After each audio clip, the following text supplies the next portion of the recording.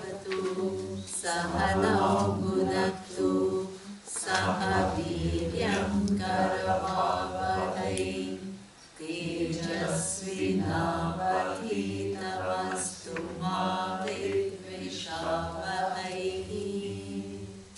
Om Shanti Shanti Shanti.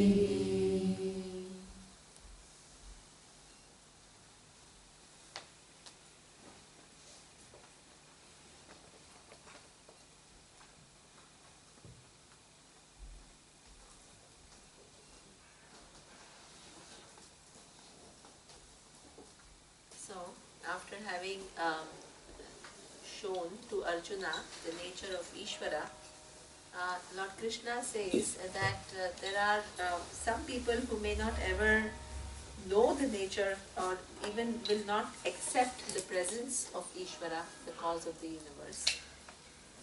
But there are also others who have some idea about the cause of the universe and they relate to me differently. To the cause of the, me means the cause of the universe differently. And what are these four things that we will see?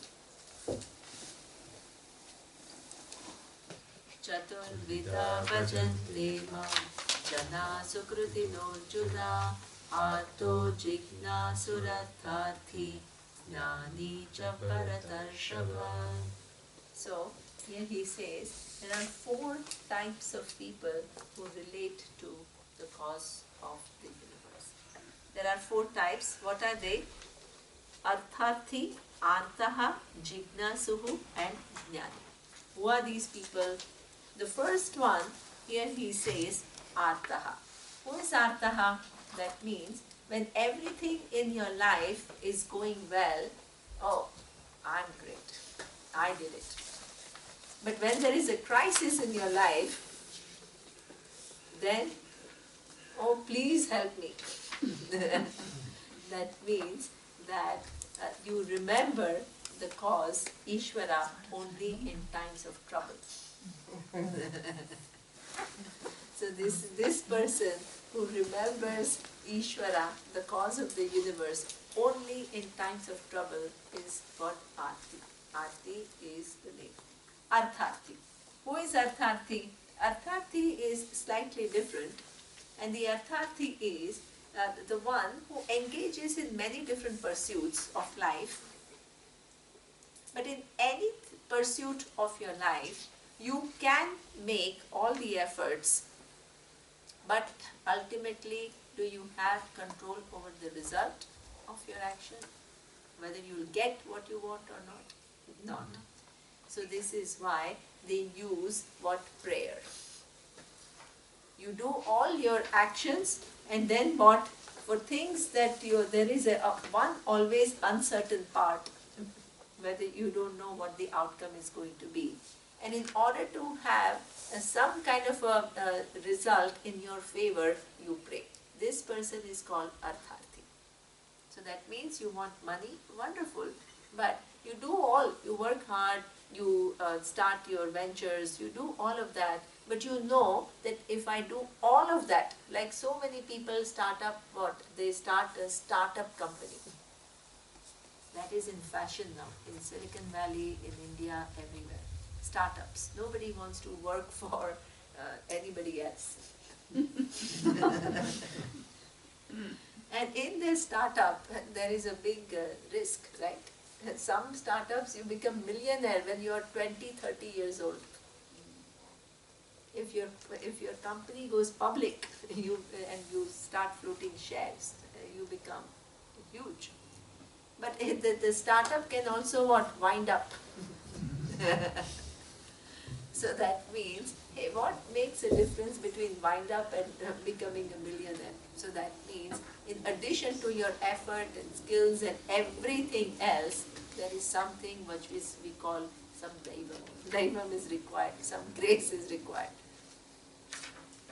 And how do you, grace doesn't just come dropping. You have to, what? The action has what? Result. Karma has karma phala. The prayer is also an action, and the result of prayer is what we call grace. You have to perform an action.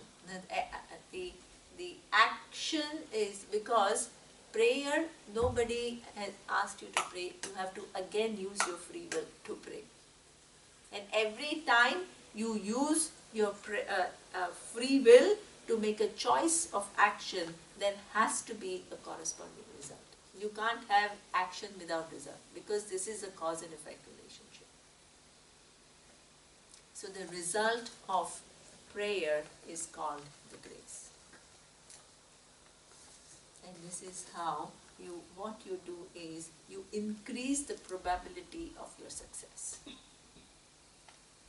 So that means in any venture you undertake, you can do everything that you have to do, but you also can pray to increase the chances of your getting it.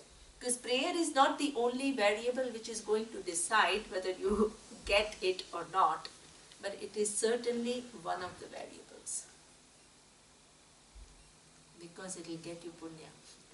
The act of prayer is an act of free will.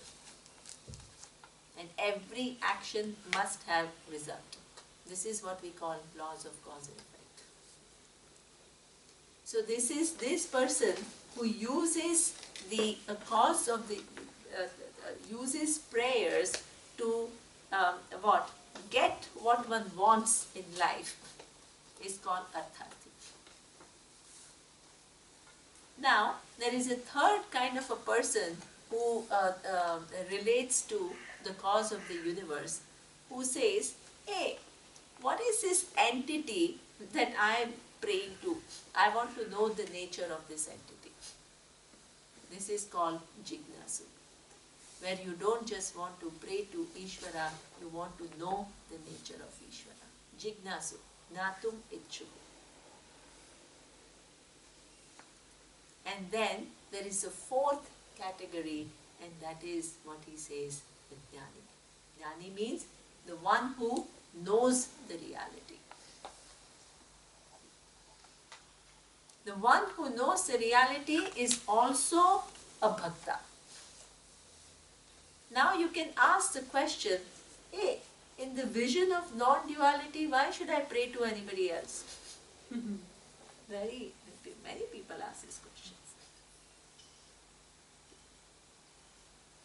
So this is why you have to understand the relationship between your true nature, awareness and Ishvara. Very important. That is the culmination of teaching of Vedanta. Until now, what we have done and what Lord Krishna has done is put different parts.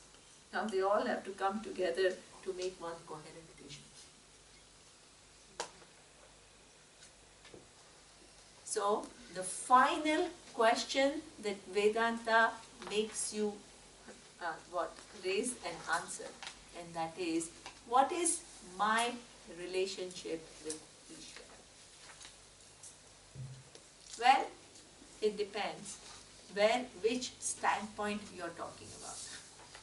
If you are talking about you as an individual, the person, me, I, this little individual, then who are you? You have Narayana came during the break, and he says, hey, there is a huge difference between us and Ishvara. Yes, absolutely true.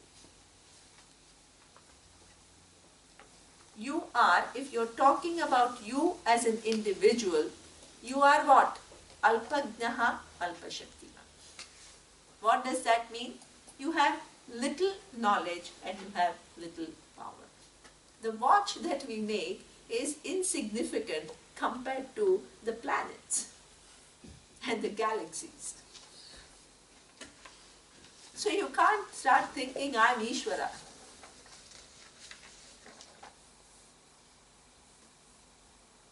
So therefore, we are as individuals, alpajnaha, alpashaktima. Limited knowledge, limited power. Ishvara, on the other hand, is what? All knowledge and all And the magnitude of that power you can't even compare, and knowledge you can't even compare. This is why you as an individual can't have all knowledge. It's impossible. Otherwise, you would know everything. If I tell you, okay, between the Industrial Revolution and global warming, describe me each event.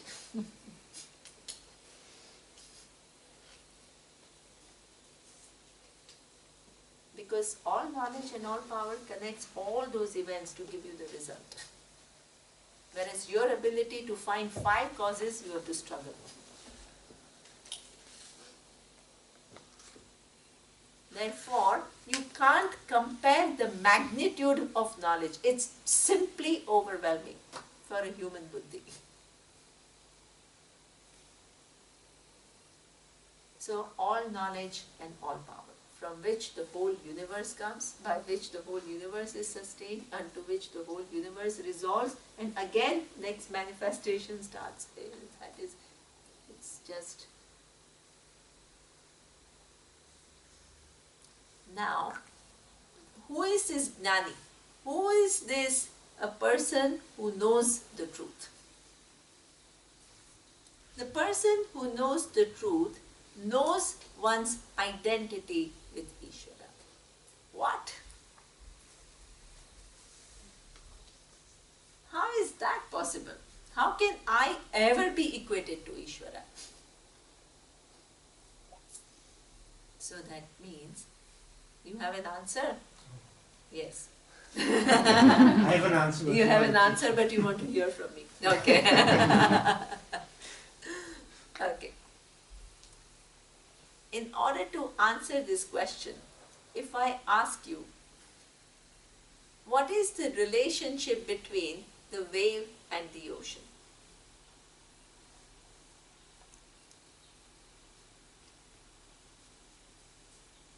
The wave is a part of the ocean. Excellent.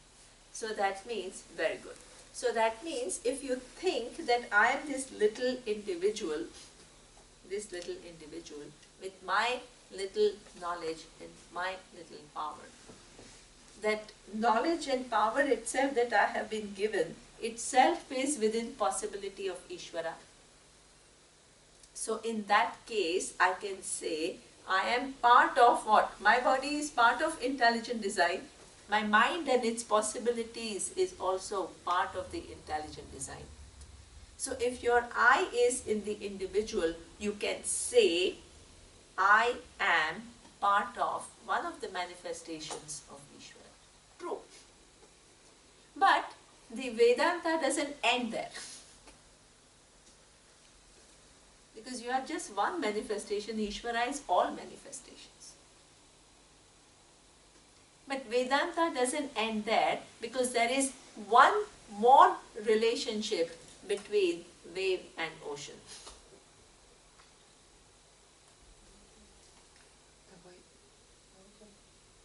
Huh? The essence is water.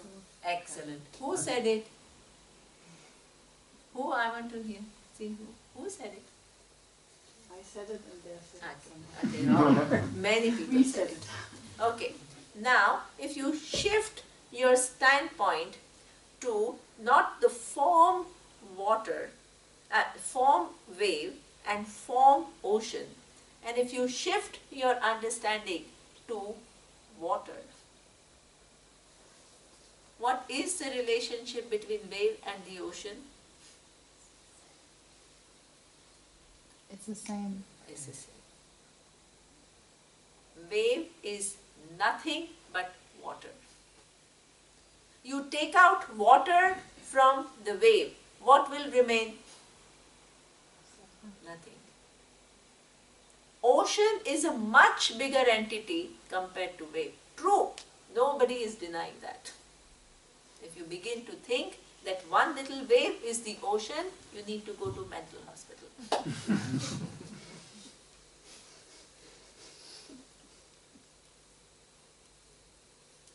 But this big entity, ocean, which contains not only one wave, but thousands of waves, wave of the past, of the present, of the future.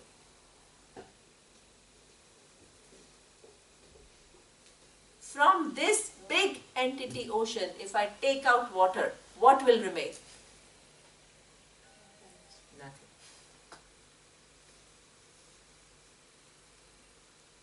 If you understand that, where is the difference? Tell me, where is the difference? The difference is in the form. The form wave is very different from form ocean. True. But when you shift to the content, there is an equation. Because it is almost like an equation. Wave is equal to ocean, right? How is it possible? They look very different. You have to solve the equation. The left side of equation is wave, and you have to say what this wave is nothing but water. And the right side of equation is what? Ocean. And you have to solve this, and you have to say the ocean is also nothing but water. Then what you have? Water is equal to water.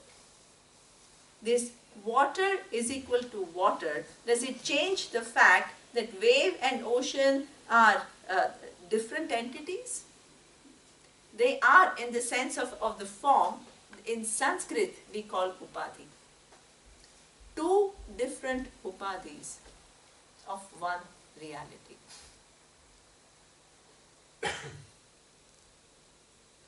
The water has two upadhis.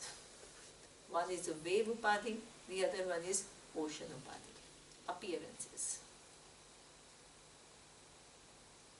You can't say the appearances are equal. Not.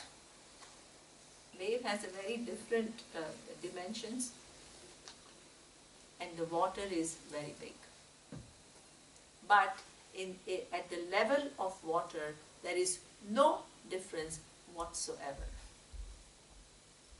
It's H2O, and this is also H2O. Let's look at this same analogy and look at Jiva and Ishvara. Jiva, the individual.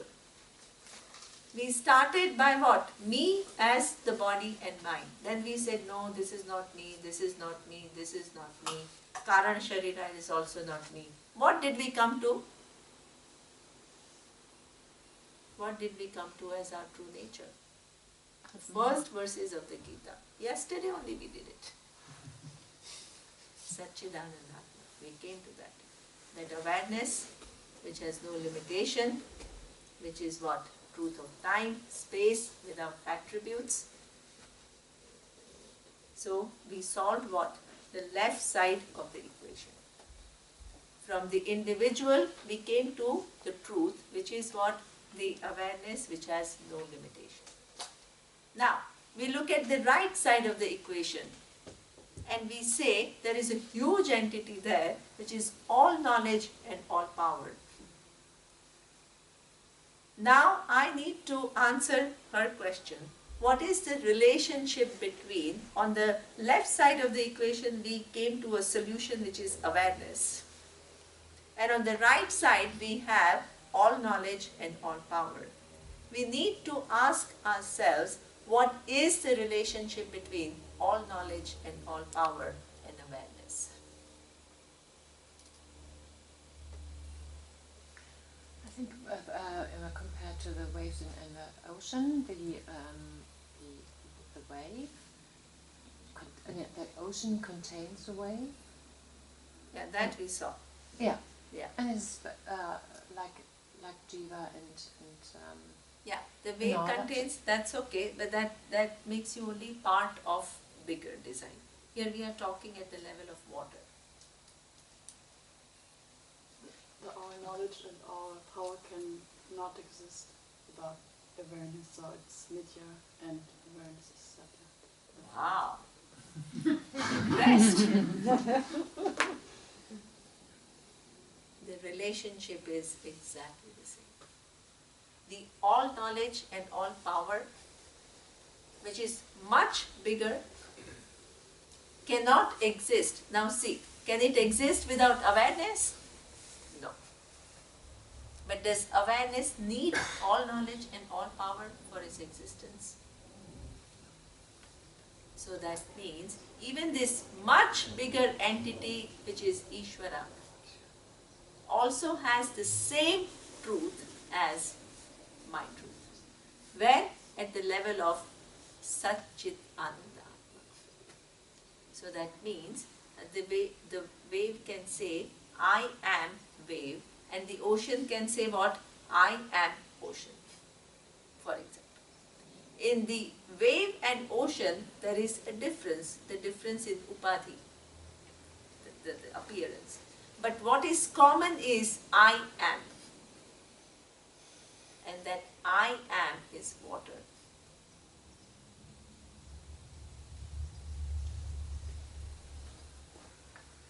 Same. Jiva, a little individual. Ishvara, the all knowledge and all power. Both these entities, the truth of both the entities is what? Satchitananda. Ishvara knows it, you don't know it. Ishvara has a capacity, this Maya has a capacity to project the universe. And within this projection of the universe, it has capacity to veil the knowledge from you. So from the standpoint of Ishvara, it is the capacity. And from the standpoint of we, the individual, it is what? Ignorance. It's a veiling capacity. But the veiling capacity can be lifted by what? Knowledge. If somebody shows you, you can understand it. Who can show? Only one who has what? The veiling capacity. The veiling capacity belongs to Ishvara. The capacity to lift the veil also belongs to where? Ishvara. This is why this whole teaching comes from Ishvara. Ishvara, through these books of Vedas and Upanishads, show you how Ishvara and you are identical.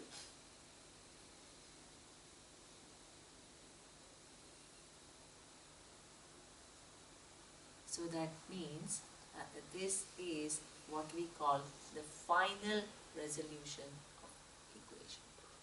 Now, a wise person who understands that, a wise wave who understands that I am water and ocean is also water, will it cease to relate to the ocean? No. In fact, it will be so grateful that I was under such a spell of ignorance which led me to believe that I was isolated, I was struggling in life, I was stuck with sorrows and fears and all kinds of apprehensions and frustration. And somewhere along, somebody came and started lifting my veils of ignorance and making me see the whole world in a different light. And not only made me see the whole world in different light, but ultimately made me realize that all that is here is one reality, which is awareness.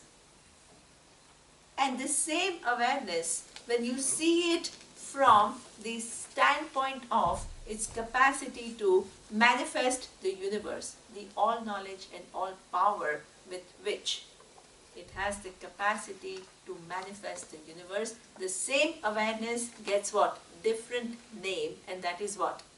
Maya. The same all knowledge and all power, which manifests as all these different names and forms, gets yet another name. What is that yet another name? Ishvara. within this manifestation, the arrangement is such that each one of us don't know this reality. So we live under the influence of ignorance. What is the name? Jiva.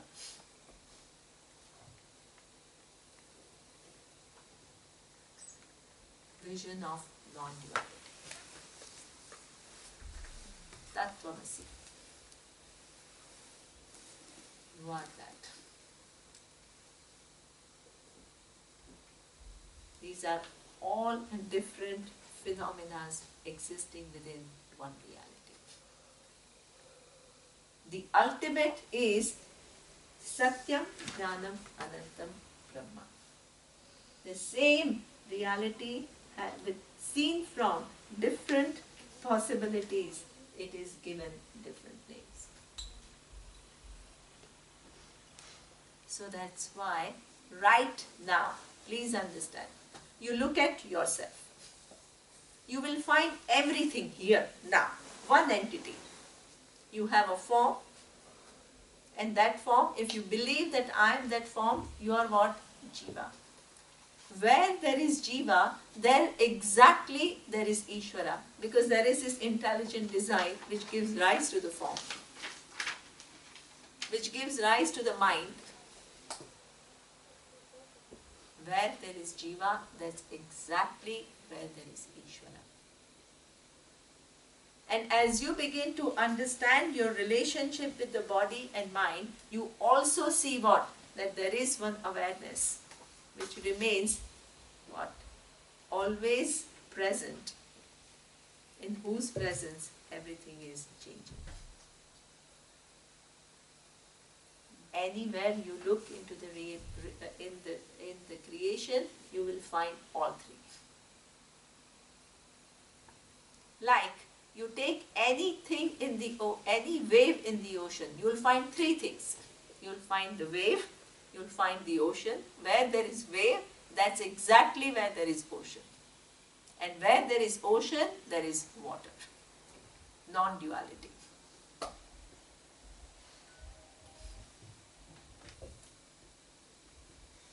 What will you stay away from?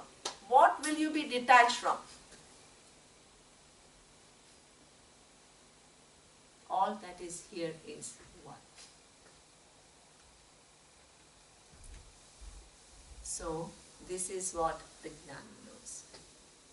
And the wise person knows it, but the wise person is so grateful to the presence of Ishvara. Without the presence of Ishvara, there was no possibility of lifting the ignorance.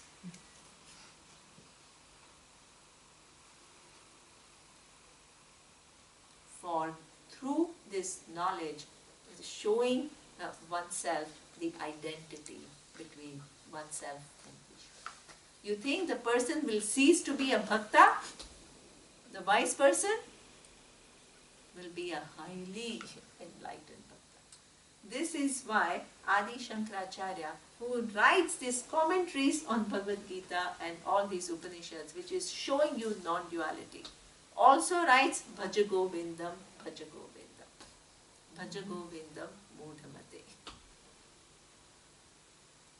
He goes to Mukambika and does prayers for years.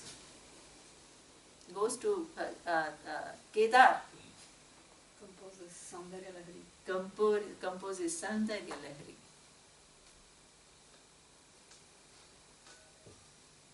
Jnani is also a bhakta who has been blessed by Ishvara with this knowledge. Because of the effort of the Jnani to first align to the laws of Ishvara and grow as an individual. He's been blessed. So therefore, the enlightened wave doesn't cease to have relationship with the ocean. The enlightened wave is so deeply connected to the ocean that the ocean reveals the truth that I am also water and you are also water.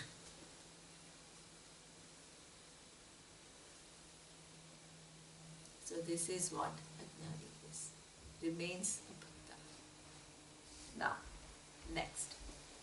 Abrahma bhuvana lokaha punaravartino Arjuna mamupetya tu kaunteya punarjanmana vidyate. So, what he says is, everybody else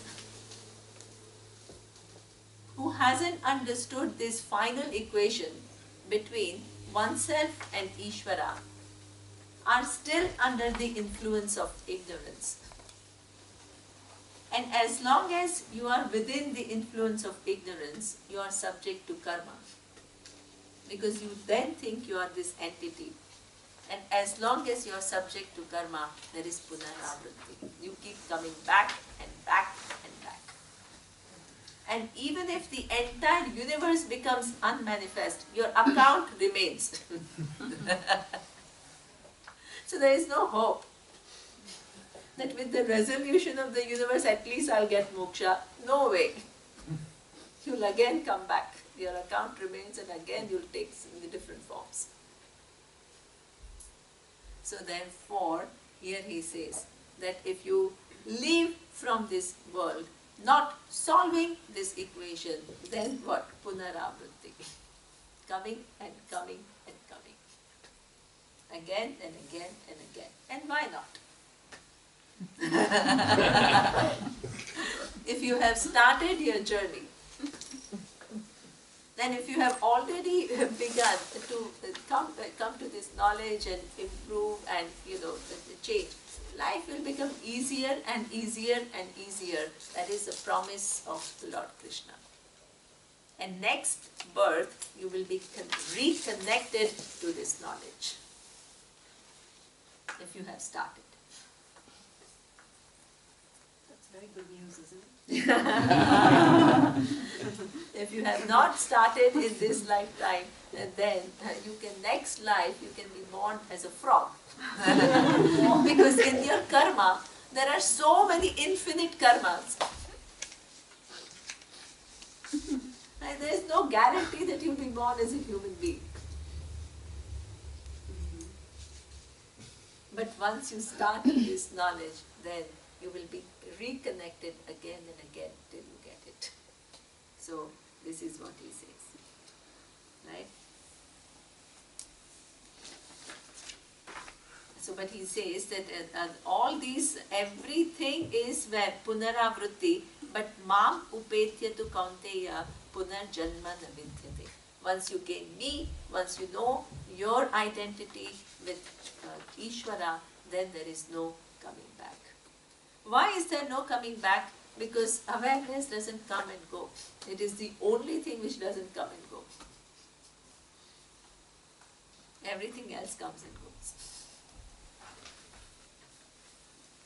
So, please understand, moksha does not mean you cease to exist. Moksha means you understand, I am awareness which never can be displaced by anything. You remain as awareness which is limitless. You don't come back connected to one given body and mind. That is called moksha. Now, here he says the next verse.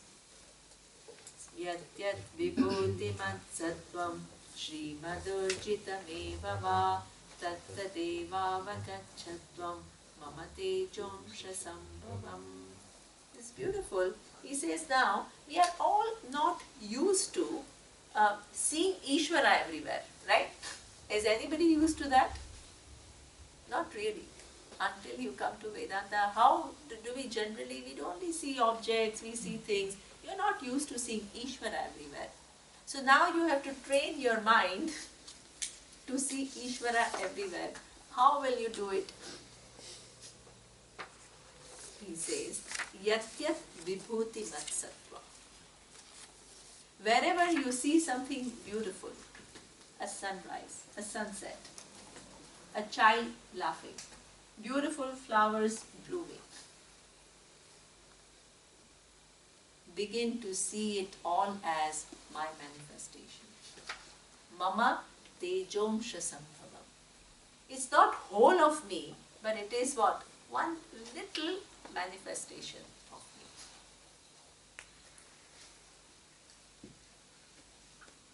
then there is magic in that. All these people who come to Rishikesh, they see the kind of relationship people have with Ganga. It's not just one river. People may throw garbage and all, that's okay. I mean, that is not okay, but they have a certain relationship. So when they come here, they whichever river there is, they say, oh, this is Ganga. That is beautiful. The river can be just seen as just some river, or you can have that relationship with that river. See the beauty. And not just see the beauty, but see within that beauty the work of intelligent design.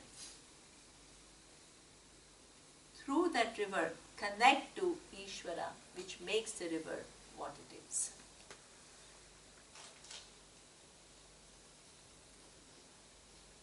Look at the sun. Either you can look at the sun as nothing but bunch of hydrogen atoms, or you can see it as what? Manifestation of intelligent design, which gives you so much. So that means this is the way you begin to convert your lonely, isolated mind into the mind which is connecting to the presence, all-pervading presence of Ishvara. And by doing so, what you will also do is do a major transformation. And that is that with reference to flowers and mountains and trees and skies, it's easy to relate. But when you see a human being, and let's say you want to be famous in one thing, let's say music, pianist, and you see your friend excelling there, very often when somebody else is doing better than you, instead of being happy for that person, it creates what? Jealousy.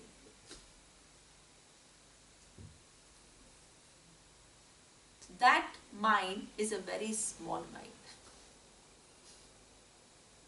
And you have to convert and you have to become big. And you can't get limitlessness with that small mind, all distorted mind.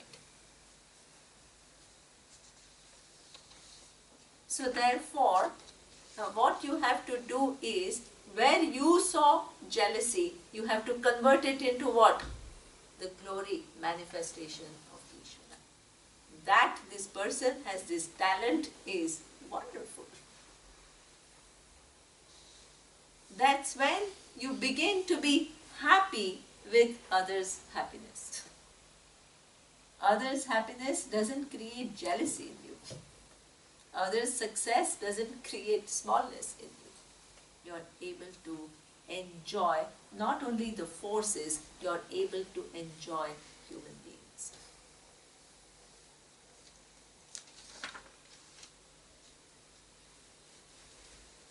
And there is no sense of rivalry when you deal with other human beings. You are not in competition with anybody else. So this is where you have to begin to see, wherever you see any vibhuti, wherever you see any beauty, think about Ishvara. You have a question? Yeah, excuse me. No, please, I don't know. Why should you be? Yes, you have no reason to be. So if we have the intelligent design, Yes. there are many possibilities to create things. Yes. So, but I'm listening and I hear you say Vendata is the only choice. Is there other possibilities in the world who have the same solution than you? What? Okay. Okay. No. Ask again. No, don't be afraid. Ask. I'm asking myself Yes. if the solution that we get out of the Samsara. going on every in the circle again and again and again. So, and you told with your signs, you show us a way to get out. Okay.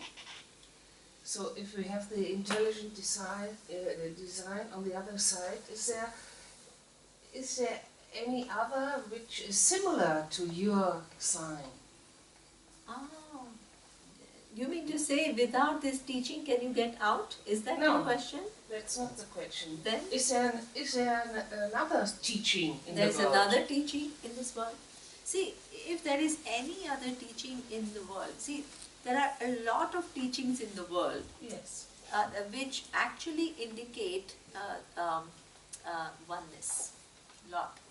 For example, there is what they call shamanism, and there are a lot of, in fact, even in Europe, somebody told me in the previous retreat that there was this whole thought which was talking about oneness.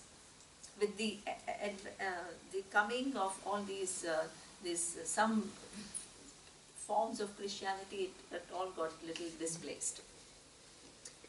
Now, one thing, even if, for example, the people have some insight into oneness, what happens is, it's not just enough for me to tell you all that is here is one.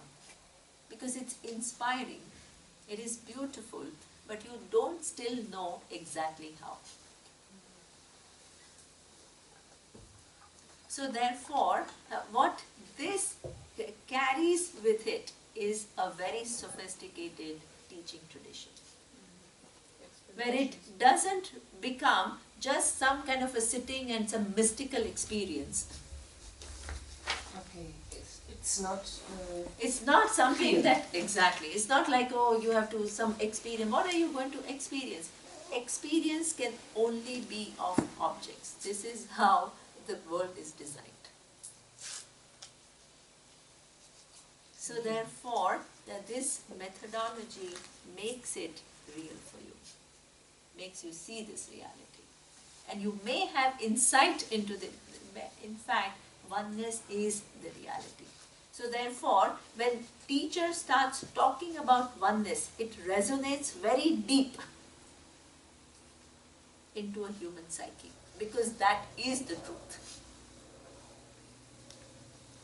Knowingly or unknowingly, it stirs something in you. If you are not totally damaged, and if you are totally closed with your own ideas, you may not get attracted. But if you are relatively a human being who's clean and healthy, and it will resonate.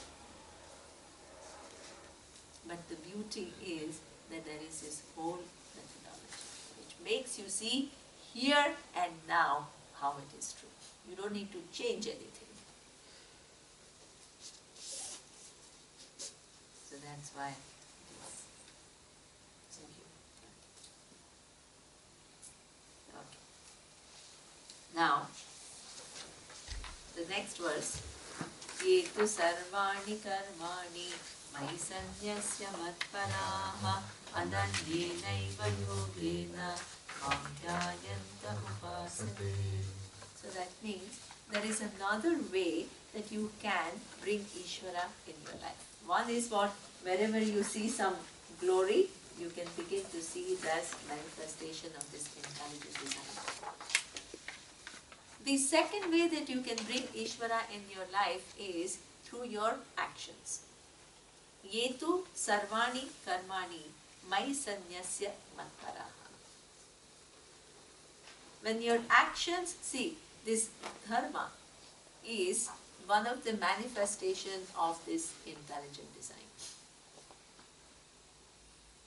Dharma means your ability to discern the fact that there is a law which governs yours and my interaction. I can't just come and slap you and go away and say, oh, I feel like doing it. Can't do it. That's why most of the time nobody does it. Because everybody knows this is not to be done. We think that we learned it from our parents, and we think that we learned it from our religion. We think that we learned it from somewhere, a society. Actually, it is part of what? Your human psyche. Everybody is born with it. And that is part of intelligent design. And therefore, if you begin to honor that, you are in touch with Ishvara. You are in touch with intelligent design.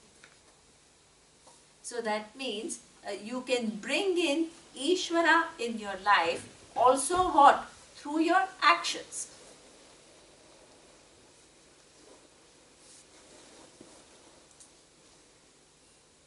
When your actions are noble,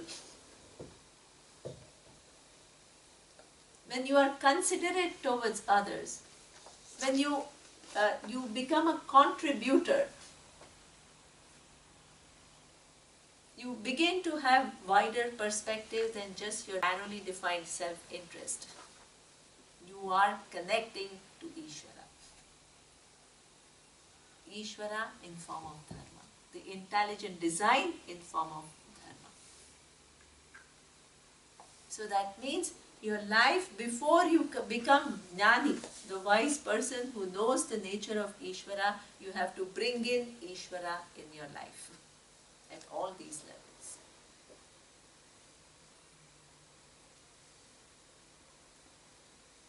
By aligning to all the different manifestations and different laws, all the laws are different manifestations of Ishvara. So this is what he says, Ananye naiva yogena mam dhyayanta upasate. Now, one thing, that the bhakti, if it is, please understand, if you have this relationship with Ishvara, and you begin to do things which are in keeping with what you understand to be right. But if you think that Ishvara is one entity who is, like Gudrun told me in my other retreat, it seems like Ishvara is like one this, authority, that big uncle who's governing the laws and being strict, this authority. And this is where that's why he uses the word Ananye Naiva Yogena. Please don't imagine Ishvara as some external entity, some uncle who is watching over you with some stick. And this is true because so many people's vision of Ishvara is like that. There is so much fear, which is all relationship to Ishvara is all based on fear and rules. If you do this, I'll punish you. If you don't come to me, you are a sinner. So that means this is not the relationship we are talking about. We are talking about Ananya relationship. Ananya relationship means what? That all that is here is Ishvara. And I am also manifestation of Ishvara. And if I do something which is enhancing the quality of the universe, I get rewarded in the process. And if I disturb the design, then I have to face the consequences. If with this vision I begin to, and anything that comes to me is a result of causes within causes within causes which are infallible, then what happens is, there is at no point you will feel I am doing all these good things and I am not rewarded for it. That feeling has to go. Otherwise what will happen is, Ishvara will remain with you till everything goes well for you. The minute it doesn't go well, Ishvara is what? So I know somebody, He's a big businessman, and he used to go to this temple in India, which is very famous, Tirupati. I don't know if some of you know. And then his business went down. So then he says, why should I've been going and praying to this Ishvara, and he didn't even continue to give me wealth. Why should I care for it? So that means your connection with Ishvara will remain till everything happens according to your wishes. And when things don't happen according to your wishes, the same Ishvara becomes what? Useless for you. This is not Bhakti. Whether things happen my way or things don't happen my way. Whether I get what I want or I don't get what I want. I'm never outside the intelligent design.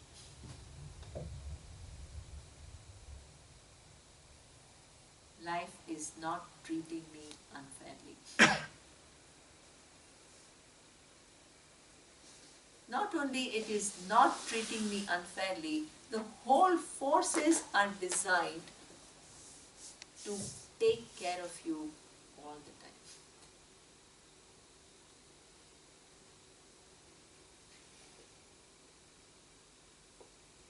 So therefore, this is what we call Bhakti. And if I'm being taken care of all the time, then my responsibility is to give back. So this is how you begin to bring Ishvara in your life. Next. I have 4 more verses to go, and I have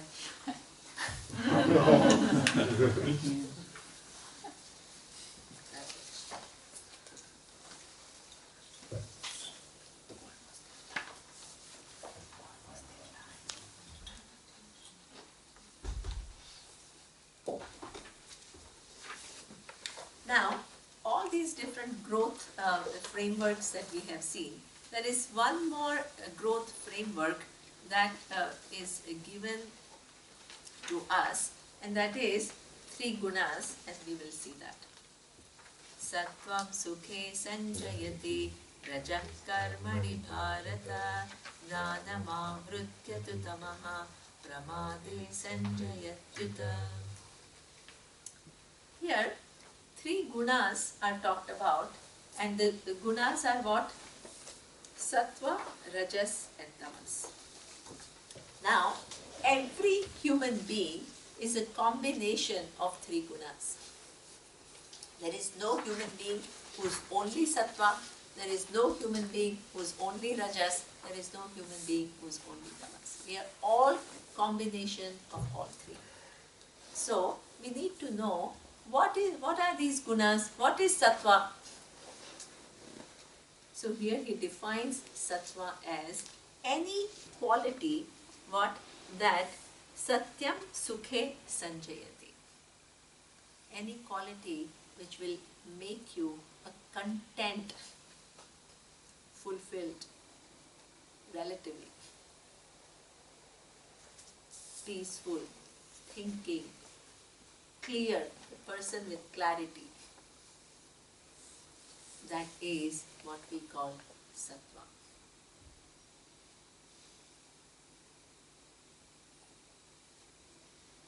The sattva, please understand, it is not that only people who are highly sophisticated will only be sattvic. So I do this exercise, I ask.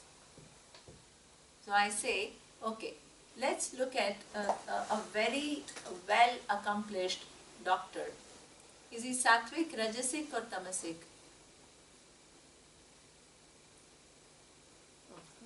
It can be anything. Excellent. It can be anything. We generally think that this accomplished doctor who is engaged in some research and some discoveries is only sattvic. But it can be anything. Why? Because if this doctor's, it depends upon the intention of this doctor. whatever research that the doctor does is for finding out things which will help the humanity to improve the health. This doctor is what? Sattvic.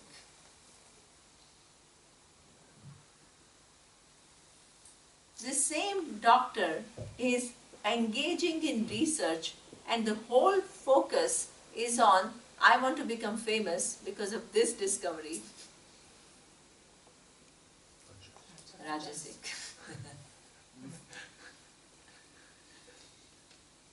And the same, not the same, any other doctor, the same doctor cannot have all three.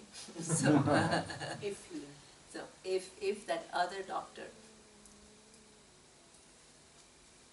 is sometimes what prescribing, nowadays in India, the hospitals are becoming private. So the hospitals are becoming private means the doctors are paid according to the number of conversion. What is conversion? That people who come as outpatient, you have to convert them into inpatient. Because the minute you get admitted to the hospital, the revenues of the hospital go up tremendously. So it becomes profitable for the hospital. So that's why sometimes you go as an outpatient and the doctor knows that you don't have much, nothing, right? Nothing much. But he will still say, oh, I need to test this, I need to test this, I need to test this. So why don't you stay in the hospital for 2 days?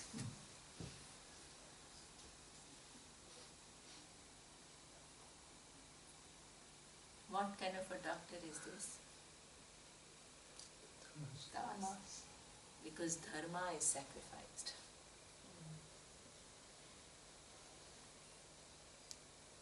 So that means you can be anybody doing anything in this world. You don't have to, everybody doesn't have to become a priest. Everybody doesn't have to become a scientist or a doctor or a great artist or to be sattvic. You can be in any position if you change the attitude with which you perform your action. You can become sattvic. Like we saw in the case of the stone cutter. The stone cutter who was just saying, I can't stand this job and I'm waiting till I go home at 5. What is the attitude with this stone cutter doing the job? Tamas. The other stone cutter who says, I want to be the best stone cutter. Rajas. And the stone cutter who says, I want to participate in building a temple, which will give the opportunity for this and the next generations to relate to Ishvara. Same stone cutter is what? The others, if the stone cutter has this attitude, sattvic. So you can have a doctor who is tamasic, and you can have a stone cutter who is sattvic.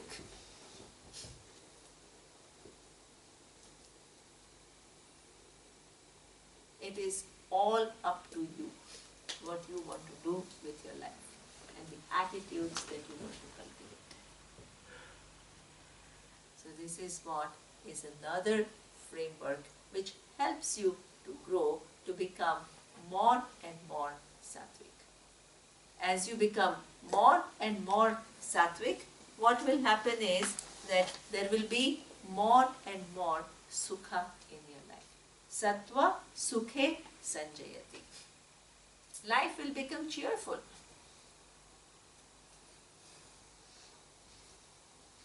Life will become light. You will begin to have good self-esteem, good self-worth. What will Rajas do? If you choose to be Rajasic, Karmani Bharata. You have got one prize, now you want second prize. Then you want to get Nobel Prize. So that means keep working more and more and more and more and more ambition. You want to become rich. What is rich itself is all relative. So, if your focus is on what your narrowly defined success, what will it connect you to? More and more and more karma, more and more engagement. And Jnana avrutyatu tamaha pramade sanjayatitaha. This tamasic attitude towards things that you do will make you lax, lazy, adharmic. So these are all the indicators.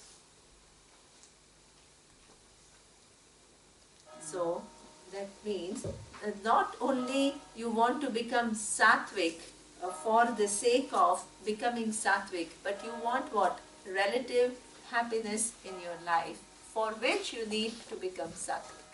This is the feedback system of the universe. The more you make effort towards your evolving yourself, more and more your life will become easy. That's why you have to see this pursuit as not difficult. The final goal may be not that easy. But every time you shift and you become a better person, there is the response from the universe. You will be blessed. Way before you gain the knowledge, life will become much easier and nicer. So, this is what Lord Krishna says. Next. Now, if you become more and more sattvic, then life will become easier and easier and easier. Then what you may start thinking is, the ultimate goal of life is to become what? More and more sattvic. So Lord Krishna reminds you, being sattvic is very important, but it is not the ultimate goal of life. So next. Na rupamasyeha tathopalabhyate nanto na chadirna cha sampratishtha ashvatthamenam suvirudhamulam asanga shastrena tritena chitva. The ultimate, the purpose of life is to not just become more and more sattvic and enjoy easier and easier life, but to what? Get out of cycle of birth and death. So, in order to convey this idea, he uses an imagery of a tree. What is this imagery of a tree? He gives it a name, Ashwattha tree. Ashwattha tree means that the imagery gives Ashwattha tree. Ashwattha is banyan tree. What is this banyan tree? Banyan tree, how is it different from all other trees? It has multiple what? Yes, it has multiple trunks which actually become then roots.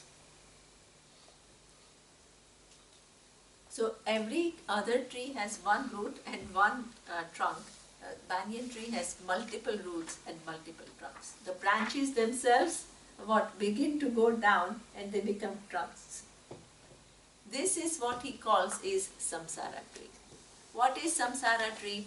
You come to this world to exhaust some karmas which are in your causal body. As you begin to, the causal karma will give you different situations in life. But not only you have to go through those situations, you have to respond to those situations. So those situations, depending upon your response, again will give you what? The result. So that means you are stuck in this life of becoming.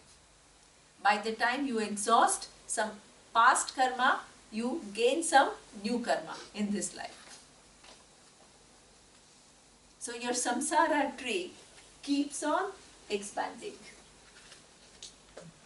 Even if the universe becomes unmanifest, what will happen is the root will remain, the tree will disappear.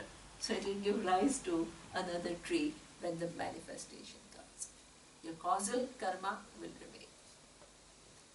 Now, as long as you are within the tree, even if you become more sattvic, you can relatively improve your life, but you still are stuck with what? The human body. Body means there is old age. That there is death. Not only death of you, but death of others that you love. All the limitations. So that means you can relatively improve your life, but the afflictions you can't get rid of. And this is why, as long as the afflictions remain, there is no lasting fulfillment. So that's why your ultimate goal is not to be what? More and more sattvic. Your ultimate goal is what? To cut the tree.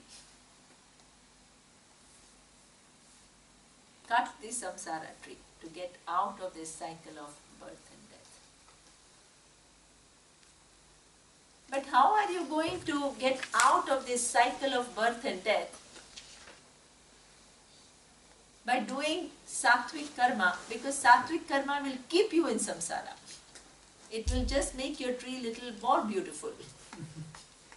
It will give it nice fruits, nice flowers. Golden tree. Huh? A golden tree. Yeah, it will become golden tree, it will become beautiful.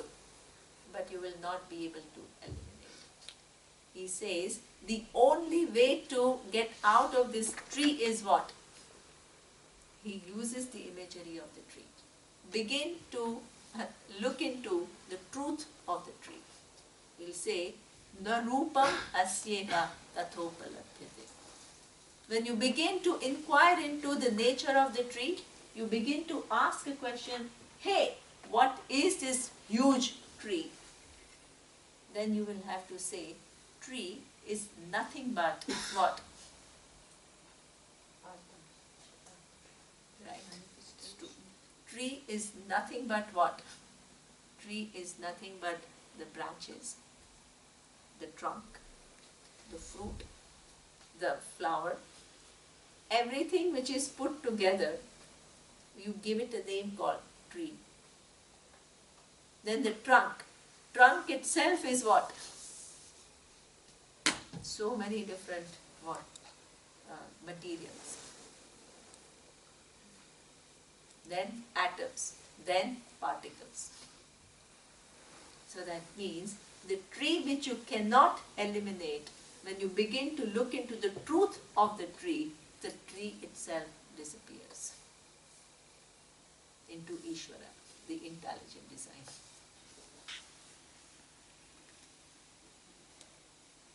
And that intelligent design itself depends upon what? This awareness. Same thing. This samsara which looks so difficult to cross, the only way to get out of it is what? Begin to ask into the truth of samsara, truth of the universe. The whole universe is nothing but manifestation of one intelligent design.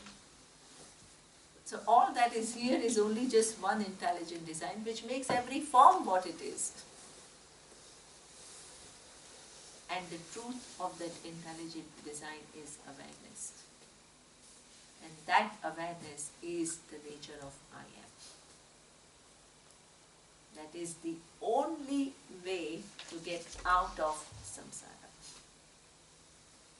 By being a good human being, by being a sattvic human being, you still remain what? Within samsara.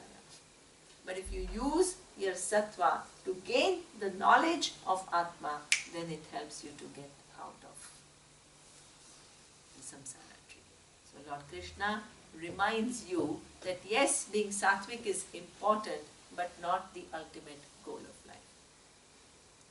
You use that sattvic mind to get out of samsara. It is still a key. That's the key, yes. But the key, the final key is the knowledge. To understand, na rupa masyeha tathopalabhyate. It doesn't exist. There is nacha sampratishtha. And this is why this ashwatha, you what? You take it out from the root. The root of the whole life of becoming is avidya, ignorance of nature of I. And when you remove the ignorance with what? Asanga shastrena, with all the proper values, then what happens is the tree gets uprooted. Nice imaging.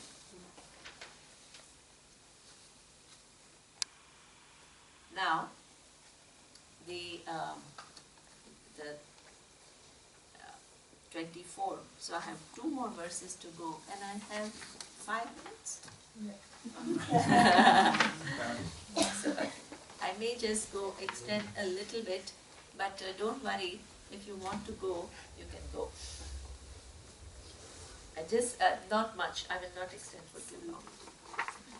The 24th verse is Trividha bhavati shraddha dehinam sasvabhavaja satviki rajasi chaiva tamasi cheti tam shruno. So, just before this, Arjuna asks a question, and the question is that, okay, people who have come to Gita, people who have come to Vedanta, I can understand that they are kind of, now they have certain direction in their life. But there are so many other people who are living in their life, and they all have Shraddha.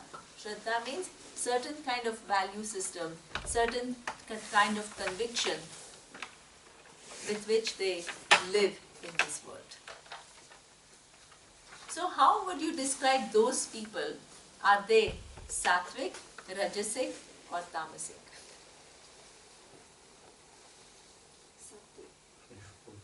Huh? He knows, he reads the verses. So here he says, even if you have not come to Gita in this your lifetime, you can be sattvic, rajasic or tamasic. This is why we call it a universal philosophy. It is not like if you come here, you are saved or you are fine, and if you are not here, you are doomed. It's not like that.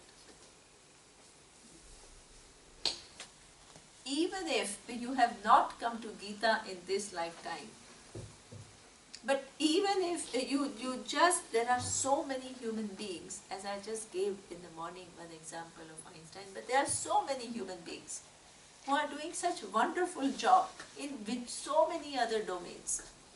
Every domain there are people who are highly dedicated individuals, who give their life to the cause that they are working for.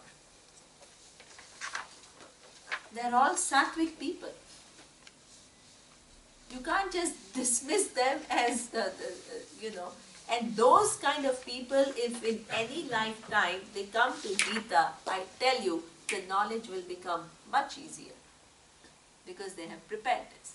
They may not have the preparedness in the traditional sense of, oh, I'm doing karma yoga. They may not use these terms, but they are doing it. They are dharmic people who care for others. There are so many people like that in this world. So they are sattvic. And within people who don't come to Gita, there are also people who are rajasic, only self-centered, thinking about their own accomplishments. There are those people also. The only drive that they have is for what? Self-fulfillment, self-glorification. You have those people also. And you have tamasic people also. They don't hesitate to what? Harm others or harm the nature or harm other living beings for their pleasures. So that means, and please understand, the minute you come to Gita also doesn't always mean that you are necessarily sattvic.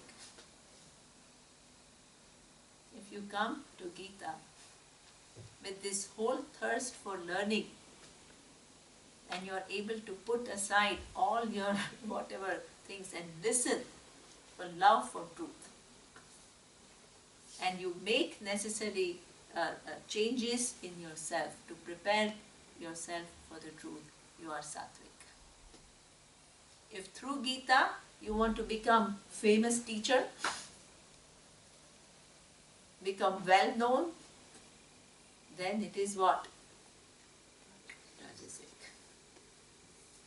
And if you don't take sufficient care to learn the book properly, like Oleg was just telling me, the whole book of non-duality is converted into duality.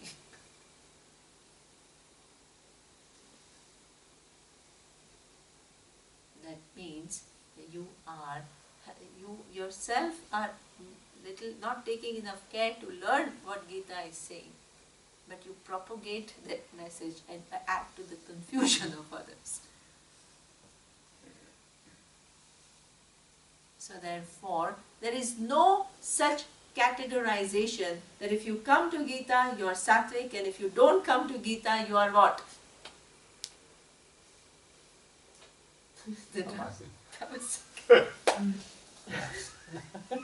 You can be with Gita, you can be any of the three, and you can be outside, and you can be any of the three.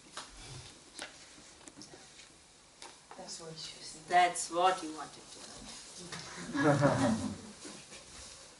So therefore, your job is to become sattvic. Now that you have come to Gita, make use of this outstanding book to understand its meanings, its depth, its message, its vision, and try to incorporate it into your life. You will see where your life will take you.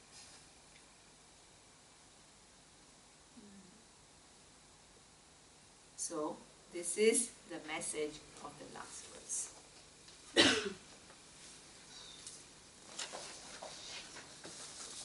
Sarvadharman parityajya mamekam sharanam vraja aham tva sarva papebhyah mokshayishyami ma shushaha. Beautiful. So that means, here he is saying, Sarvadharman parityajya. This Gita is a book, he says, which has a key to your fulfillment. And what you are doing is searching for the fulfillment, all at wrong places, which leaves you not totally content. Sarva dharman parityajya mamekam sharanam vraja. Lord Krishna is not saying, oh, you leave everything else and come to me. This is the literal translation. He's saying, commit your life to the truth.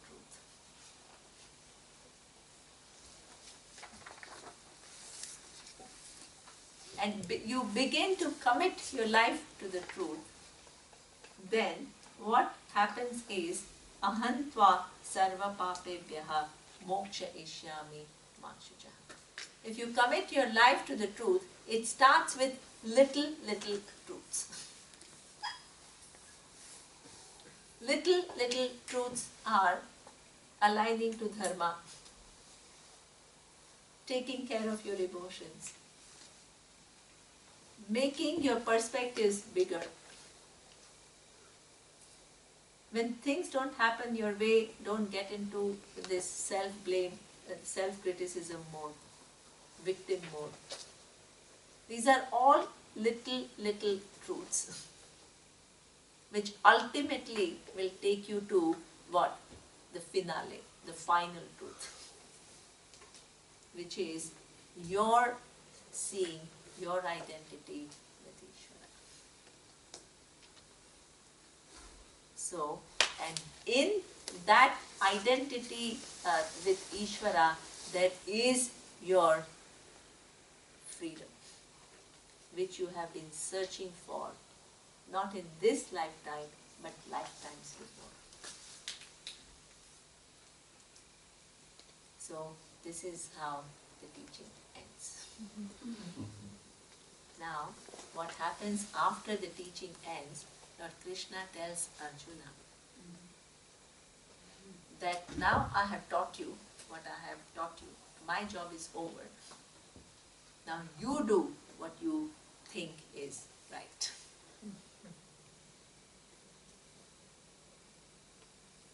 Now the whole ball is in Arjuna's court. Lord Krishna is not controlling Arjuna. I have done my job. What does Arjuna say? He says, I've tried to listen to your teaching with a lot of attention.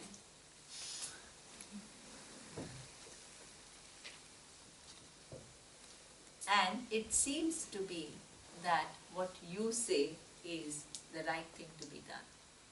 So I will do what needs to be done right now, and that is what? Engage in the war. Then Gita ends by, how did it start? Dhritarashtra asking Sanjaya what is happening in the battlefield.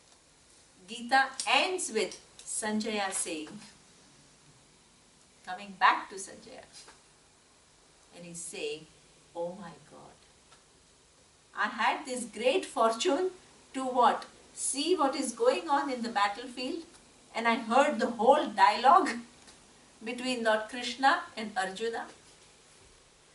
I was blessed. I was not even there. The conversation was going on between Arjuna and Krishna. Sanjaya was sitting with Dhritarashtra in the palace, but he was given the capacity to hear this whole dialogue. He was given capacity to see what is going on in the battlefield. He happened to hear the whole dialogue. And he said that I feel so blessed to hear this dialogue.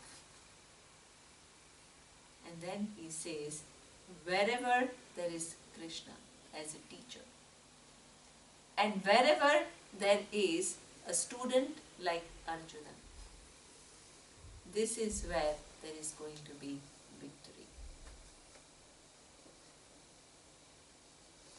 So, Gita ends with that. So, this whole teaching, the teacher plays as though the role of Krishna, and the student has to be as brilliant as Arjuna. And whenever these two come together, then there is victory. Knowledge will take place. So, this is the end.